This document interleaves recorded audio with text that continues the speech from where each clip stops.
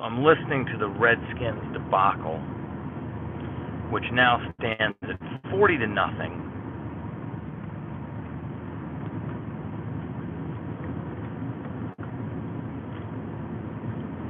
Giants over the Redskins.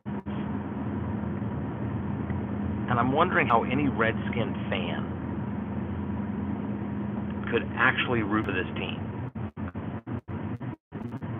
I also want Swearinger and Josh Norman for being so hypocritical to say that the Redskins fans don't care.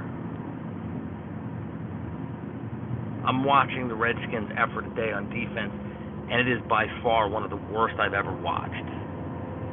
They gave up before they even walked into that stadium. And Swearinger and Norman have the stones to tell Redskins fans that we aren't any good. I guess DJ and Josh don't know the history of the Redskins. So I started looking at the list of starting quarterbacks and head coaches the Redskins have had since just the year 2000. And it is absolutely remarkable the inconsistency that this organization has had during the tenure of Dan Snyder. During that same time, since 2000, New England's had one coach. Since the mid-'70s, when Pittsburgh was winning back-to-back Super Bowls twice, they've had 3 coaches. And the best we're able to do is John Gruden. Correction, Jay Gruden. I don't even know who's coaching this team. But it doesn't matter. John and Jay are interchangeable, and Jay's pretty bad.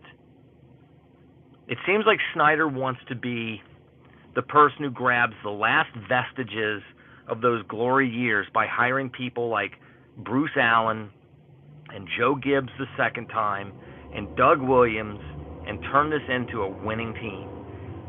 And it's obvious that that's not going to work. But in Dan Snyder's mind, that's workable. Bruce Allen's record as general manager of this team is absolutely abysmal. And by last count, if the Redskins haven't lost more games at FedEx Field than they've won, they're very close to it. At the beginning of the season, I believe the Redskins had lost 1 or 2 more games at FedEx Field than they had won. And I think that it's going to be pretty much the same case by the end of this year.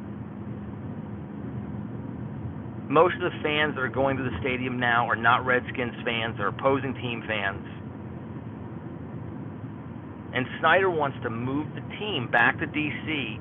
and have the taxpayers pay for it. And I'm curious if D.C. taxpayers really want this team back in D.C.